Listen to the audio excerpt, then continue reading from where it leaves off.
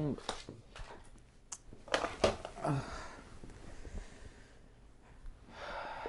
Salut. Aujourd'hui, je vais parler d'un film qui m'a beaucoup plu. Euh, Pas de chanson aujourd'hui, ça va être une vidéo où je vais parler de philo, mais ça va aussi beaucoup parler de trucs dont je parle dans mes vidéos. Ah, c'est marrant, j'adopte une voix vachement plus confiance quand je fais des vidéos. Je vais pas très bien. Et je rigole en plus pour te rassurer alors que ça va pas bien du tout en fait. Bref, en gros, aujourd'hui, je vais parler du film Le règne animal avec Romain Duris, et j'ai oublié qui l'a fait, mais apparemment, il a fait qu'un autre film dans sa vie. Le film était très bien, même si j'aime pas du tout Romain Duris. D'ailleurs, ça m'a vraiment foutu en colère quand j'ai su qu'il allait faire Vernon Subutex parce que je vois en quoi. Je comprends le casting, mais c'est nul. C'est nul de fou de faire ça parce que. Enfin bref, j'aime pas Romain Duris, il fait trop le fuckboy, mais là c'est cool. Maintenant, il a pris un coup de vieux, du coup, maintenant, il joue plus des vieux gars un peu tristes, un peu rêveurs. Et je trouve que c'est cool. Parce que j'aime pas quand il fait le fuckboy et j'aime pas comment ça normalise ces trucs. On s'en fout un peu de Romain Duris. Je voulais parler du film, mais surtout en fait, je voulais parler de ce que je vois dans le film. Donc pour moi, c'est un très très bon film. Il pêche sur que deux plans à mon avis. Sur trois plans en fait, c'est que quand je suis allé voir le film, la projection arrêtait pas de bugger et du coup, je me retrouvais avec des bugs et c'était assez effroyable. C'était pas très cool parce qu'en plus, c'était une place que j'avais payée à un pote et on était censé le voir ensemble et on l'a vu ensemble, mais très mal du coup, vu que c'était foireux. L'autre aspect, c'est que du coup, Romain Duris, qui est trop centré dans le film, parce que enfin, évidemment, c'est un peu la star du film, de ce que j'ai compris. Mais même s'il y a une go qui joue dans La Flamme, là, le truc avec Serge Lemiteau, là, j'ai oublié le nom, euh, qui joue une meuf, qui joue une keuf. J'aime pas les keufs dans les films, ça m'énerve, même si elle est sympa, et ça m'énerve encore plus quand les keufs ils sont sympas dans les films. Euh, ouais, du coup, Romain Duris c'est hyper centré. Et le troisième aspect qui, pour moi, fait que le film est à ça de toucher un truc que je trouve vraiment parfait, mais n'y va pas, c'est qu'il est un peu trop sauce d'aime. Parce qu'en fait, pour moi, le film a vraiment moyen de partir vraiment dans un délire anti-psy, zadiste, ultra énervé. Euh, je sais pas, genre full animal, ultra cool, alors qu'en fait, il effleure ça et après on sort de ça et on reste sur un rapport, sur un film un peu drame, rapport père-fils, etc. Alors que c'est cool, hein, mais c'est pas le truc le plus intéressant pour moi dans cet univers. Donc le règne animal, ça se passe dans un univers où il y a des gens qui se transforment en animaux.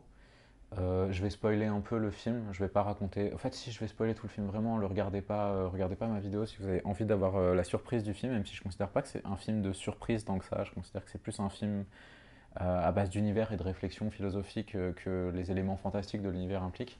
Donc c'est un film fantastique où les gens se transforment en animaux. C'est une maladie, c'est une maladie qui existe depuis peu de temps dans l'univers du film, que les gens comprennent pas trop, et c'est traité un peu comme la maladie mentale. C'est-à-dire qu'il y a des personnes qui contractent cette maladie, ça n'a pas l'air d'être vraiment contagieux, ça a plus l'air, ou alors c'est genre tout le monde est contaminé et ça affecte des gens d'une manière aléatoire et ça les fait muter pour qu'ils ressemblent à un animal. Et ça peut être n'importe quel animal, et en général c'est un seul animal. Euh, mais c'est souvent un animal différent, il n'y a pas de mutation très fixe sur un type d'animal particulier. Euh, Apparemment, dans le film, il est dit que le nombre augmente et qu'on comprend vaguement comment ça marche. Genre, il y a des médicaments pour réprimer un peu l'animal, il y a des tentatives d'approche médicale. Euh, il y a un personnage est opéré parce qu'en gros, le début de ces mutations, ils ont tenté de les réfréner avec de la chirurgie réparatrice, ce qui a très mal marché. Et en gros, les animaux aussi évoluent surtout psychologiquement dans un premier temps. Il y a des parties qui mutent, des parties qui deviennent plus animales, mais le truc qui est le plus important en termes de changement sur les personnes, au-delà du fait que ça les déshumanise parce qu'ils deviennent physiquement monstrueux, mais plus forts aussi physiquement, euh, vu que c'est partie par partie, c'est surtout l'effet mental que ça prend. Il y a une perte de langage avant qu'il y ait de grands effets physiques qui se ressentent, des trucs comme ça. Euh, et en gros, on suit le fils de Romain Duris, qui est un type un peu anarchiste, un peu rêveur, un peu littéraire, et le fils, du coup, lui, on voit un peu son rapport au monde. Et le fils va muter, va commencer à muter. Alors au début, il cache à son père, après, il expérimente un peu, etc. Il cache un peu à ses potes. Et en fait, le délire, c'est que la mère du gamin et du coup la femme de Romain Duris, de son père, du coup, c'est une personne qui a muté longtemps, qui a, qui a engagé sa mutation longtemps. Dès le début du film, elle est déjà au-delà de la verbalité, elle a déjà des griffes. On sait qu'elle a des griffes parce qu'elle a laissé une cicatrice à son fils. Euh, et il apparaît qu'elle est on la voit pas vraiment au début du film. On voit des gros plans sur son visage qui est très poilu déjà. Euh, il y a un côté un peu. J'ai l'impression que c'est pour moi un film qui réussit ce que j'ai beaucoup dit sur le body horror et auquel on a beaucoup réfléchi avec Cinémarge, même si on l'a pas énormément mis en pratique, qui est qu'en fait, pour le body horror, si le but c'est de dire la transformation physique c'est quelque chose d'effroyable, alors c'est un demi-narratif. Parce que normalement, ce qui se passe au bout de ça, si on l'expérimente corporellement, la transformation de son corps, c'est qu'au bout d'un moment, on embrasse la monstruosité. Et c'est un truc qui est rarement fait dans les films. On voit quelqu'un le faire et on trouve ça horrifique. Par exemple, dans La Mouche, il y a un moment où il trouve ça stylé de se transformer en mouche. Mais c'est toujours un truc effroyable. C'est toujours un truc qui appelle à la mort. Alors que ça pourrait être l'issue positive d'un film qu'un personnage se transforme. Et c'est le cas, du coup, dans Le règne animal, que la transformation n'est pas quelque chose de négatif. C'est le rapport à la société, à cette transformation qui est négative. Et c'est pour ça que je trouve que le film est très très bien et très très très cool. Ce qui fait beaucoup de trucs très bien qu'il faudrait faire. Il y a aussi, du coup, ça décrit un système de classe dans lequel il y a les animaux, qui sont les humains, les animaux, et les gens qui sont un peu entre deux parce qu'ils commencent à muter et ils cachent leur mutation. Il y a les gens qui sont proches des animaux aussi, qui essaient de cacher les animaux. Enfin, les créatures, ça s'appelle dans le film, les gens qui se transforment en animaux. Euh, et il y a des gens qui sont anti-bestiaux. Il y a un autre truc qui est très bien fait dans le film, c'est qu'il y a beaucoup de gens qui sont anti-bestioles. Ils ont peur des bestioles et ils disent les bestioles du coup, ils veulent les tuer, ils veulent qu'elles disparaissent, ils veulent les réprimer. Et je trouve que c'est une très très bonne représentation du fascisme qui m'a particulièrement touché parce qu'en fait le film se passe dans le sud de la France. Euh, Parce qu'au début ils sont à Paris et en gros il y a un centre pour animaux, enfin pour créatures qui ouvre dans le sud et la mère la mère en gros du film qui est déjà assez animale va être transférée dans ce truc. Dans le truc au sud, sauf qu'il y a un accident à cause d'une tempête et en gros il y a plein d'animaux qui étaient transportés qui s'échappent à cause de cet incident, ce qui fait que la forêt dans laquelle ils sont, enfin la forêt qui entoure le village dans lequel ils sont, est rempli de créatures en fait, de créatures sauvages qui vivent dans les bois, là où est leur place a priori, mais c'est pas accepté par les gens en fait. Ils ont envie que les humains contrôlent tout et que les créatures partent. Et il y a une représentation pour moi de la répression dans ce film qui est très très cool, qui est que les fascistes dans cette histoire, il y a aussi une fête de la Saint-Jean dans le village, et ça fait qu'il y a plein de gens qui sont habillés de manière médiévale. Il y a aussi des militaires qui s'occupent de gérer les créatures qui sont en fuite, de les chercher, puis de les attaquer quand ils les trouvent, etc. Euh, et du coup, il y a un mélange de militaires, de bandeurs du Moyen-Âge et de commerçants, typiquement l'électorat du FN dans le sud de la France. En gros, c'est pour les gens qui ne savent pas, le FN a une espèce de double stratégie dans le nord de parler aux prolos en faisant semblant d'avoir un discours social, euh, et dans le sud de parler aux petits bourgeois euh, en ayant un discours, basiquement le discours à base d'assistés ou de migrants qui volent le travail ou qui volent les allocs, tu vois. C'est genre les migrants à la fois ils volent le travail et les allocs selon à qui tu parles en fait. Les gens qui n'ont pas de travail, tu leur dis ils vous volent votre travail, et les gens qui n'aiment pas donner de l'argent à la collectivité, ils disent c'est eux, c'est les migrants qui prennent l'argent de la collectivité. Ce genre de gens, moi j'en ai connu parce que j'ai grandi dans le sud de la France et j'y ai vécu pendant très longtemps, jusqu'à il y a quelques mois. C'est vraiment un profil que tu reconnais en fait, espèce de vieux mec, patron d'entreprise qui bosse pas trop, souvent c'est sa meuf qui gère tout, un truc comme ça, et le mec est tout le temps là à faire un peu des bails avec la mairie, avec les petites sources d'autorité locale, il est pote avec les keufs, et là on a un espèce de commerçant comme ça c'est assez intéressant parce que tu as une confrontation d'ailleurs avec Romain Duris qui doit tout le temps fermer sa gueule sur le fait que sa femme c'est une créature. Euh, et face à ce mec qui est genre créature phobe au dernier degré. Les créatures, j'ai l'impression qu'elles marchent comme beaucoup de métaphores en fait. et des métaphores assez intéressantes parce que il y a par exemple un lien entre le fait que les gens détestent les créatures et le fait que les gens soient racistes. Par exemple, l'anti-tziganisme. Les gens ont peur des créatures et il y a certains personnages qui disent des trucs anti-tziganes. Euh, des trucs comme ça, tu vois. Et ce qui est intéressant d'ailleurs, parce que c'est pas une manière de genre parler du racisme sans en parler. En fait, c'est une manière de créer du coup une oppression qui n'existe pas vraiment dans la vraie vie, mais en la faisant exister, la coexister avec d'autres oppressions qui existent dans la vraie vie sans les effacer, tu vois. Et c'est pas genre what if on vivait dans un monde où les hétéros étaient interdits et c'était les gays qui étaient dominants. Là, c'est plus que genre il y a des hétéros, il y a des gays, enfin il n'y a pas vraiment de gays dans ce film, mais genre il y a des personnes qui sont attirées romantiquement, et il y a des personnes qui sont attirées romantiquement par des créatures, ce qui est très mal vu. Mais souvent, c'est aussi des personnes qui du coup se retrouvent à cacher des créatures pour éviter qu'elles se retrouvent en centre. J'ai l'impression qu'il y a aussi un énorme propos sur la psychophobie dans le film. Par exemple, je ne sais pas si c'est hyper pertinent, mais il y a un personnage qui a un trouble de l'attention qui est assez bien traité, je trouve, dans le film, parce qu'il est traité avec beaucoup d'empathie. C'est un personnage positif, qui est sympathique avec le personnage principal.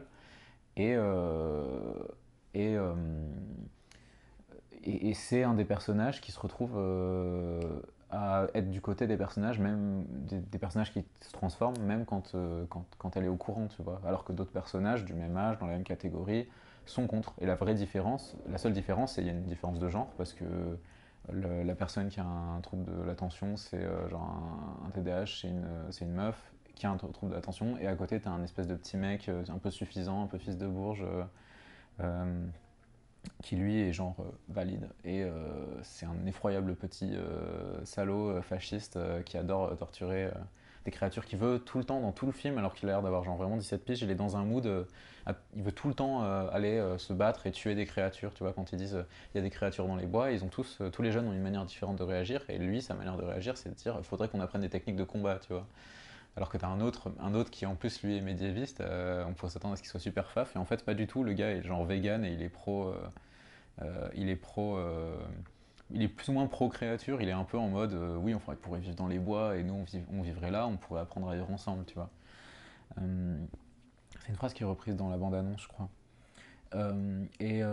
Du coup, ouais, il y a un truc sur la folie. Un autre truc sur la folie, c'est que par exemple, tu as un moment où tu as une créature qui est assez transformée et qui est très puissante physiquement, parce qu'elle est à moitié éléphant de mer, je crois, et qui se retrouve à pousser le personnage de Romain Duris. Parce qu'en fait, je crois que du coup, l'éléphant de mer, il est en train de chercher un truc dans le resto, et enfin, il est pas censé être là, tu vois.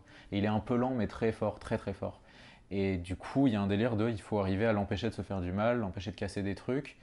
Et t'as une cuisinière, je crois, qui arrive à ce moment-là et qui dit, genre, qui essaie de le calmer, en gros, et qui le traite comme ça. Et un truc que j'ai trouvé très cool, c'est qu'à un moment, l'éléphant de mer, il part un peu dans sa direction, il se fait mal avec une chaîne, et après, il va casser le restaurant sans faire exprès, parce qu'il est très fort.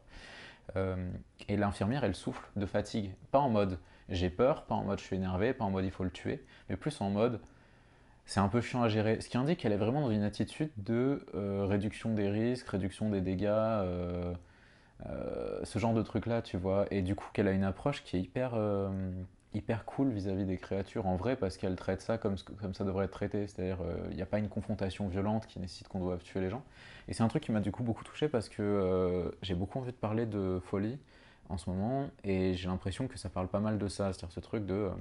Il y a des gens, ils font qu'est-ce que je fais s'il y a un fou dans la rue? Et c'est en mode, s'il y a un fou dans la rue, il y a des chances que, genre, il y a des chances que tu aies juste à passer ton chemin, en fait. Et s'il fait des trucs bizarres à côté de toi, ben, ça te fera une histoire à raconter à la limite, mais genre, c'est tout, quoi.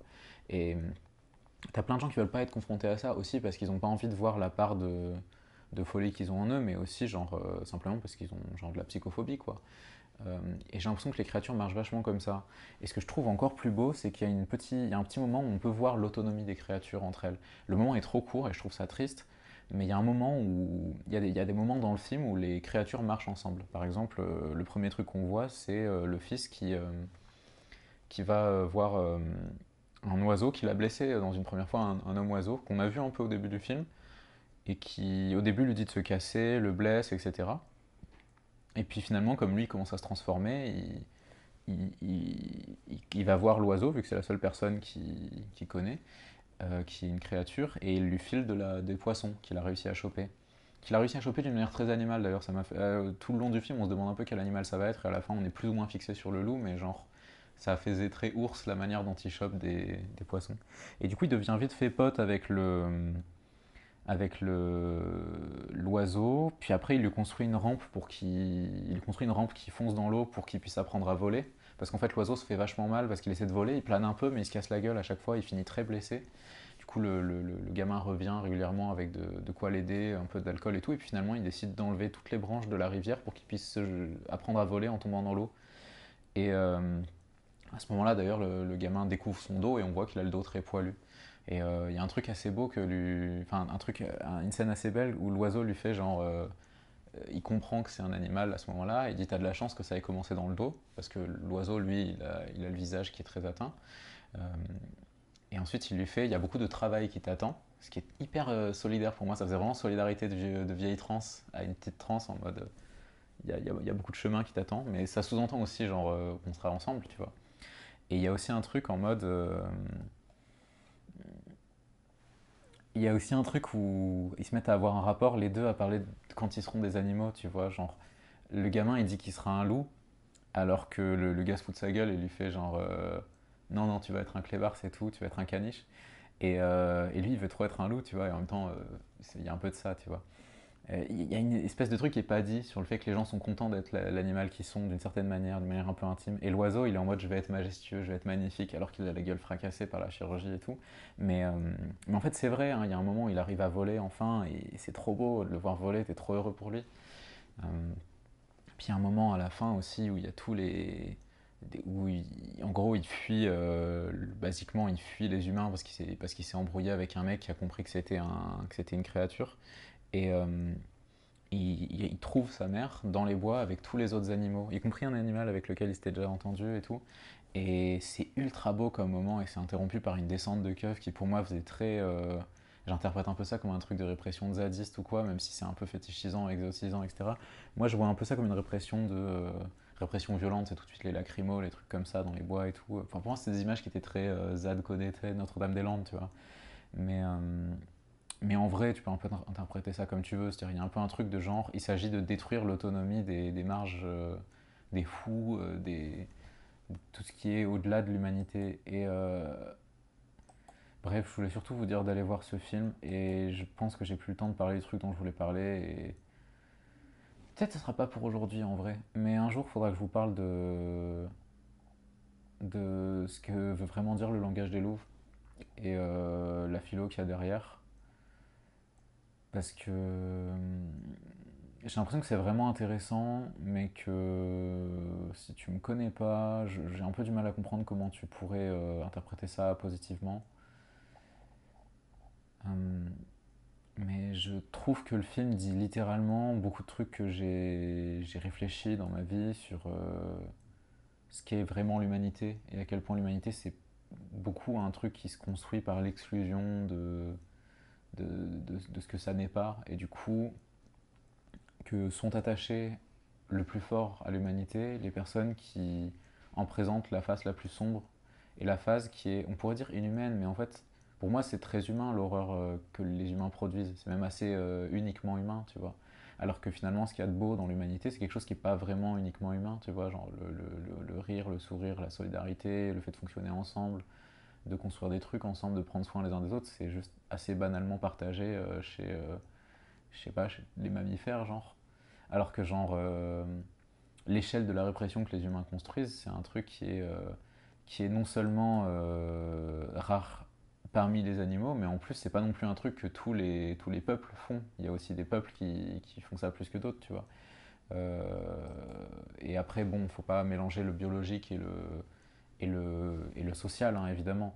Mais, euh, mais genre, j'ai l'impression que beaucoup de gens qui ont été des penseurs de l'humanité, de l'humanisme, c'est aussi beaucoup des gens qui étaient justement dans des empires coloniaux et qui définissaient typiquement les droits de l'homme comme parce que étaient impliqués dans la manière dont ils définissaient les droits de l'homme leur vision de l'humanité, c'est-à-dire excluant raciste, sexiste, validiste, bourgeoise aussi parce que était compris dans l'eugénisme la notion que les pauvres apportaient pas vraiment la même espèce que les riches, ce qui existe toujours à divers degrés, tu vois, et en fait même il y a une bonne partie des racismes de type xénophobie qui fonctionnent comme ça, qui visent à biologiser en fait une différence de classe qui est due à la différence de citoyenneté, des trucs comme ça, tu vois.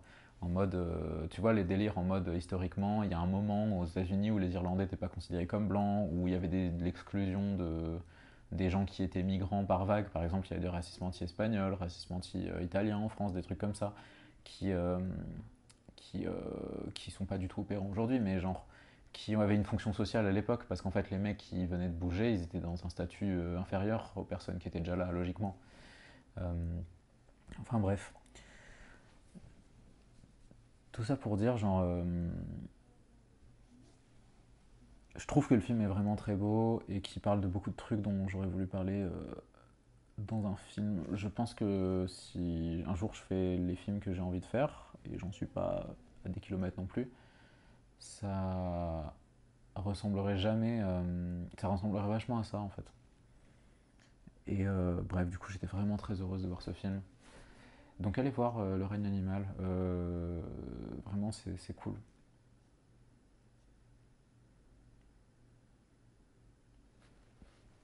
Bon, je pense qu'il n'y a plus trop de temps.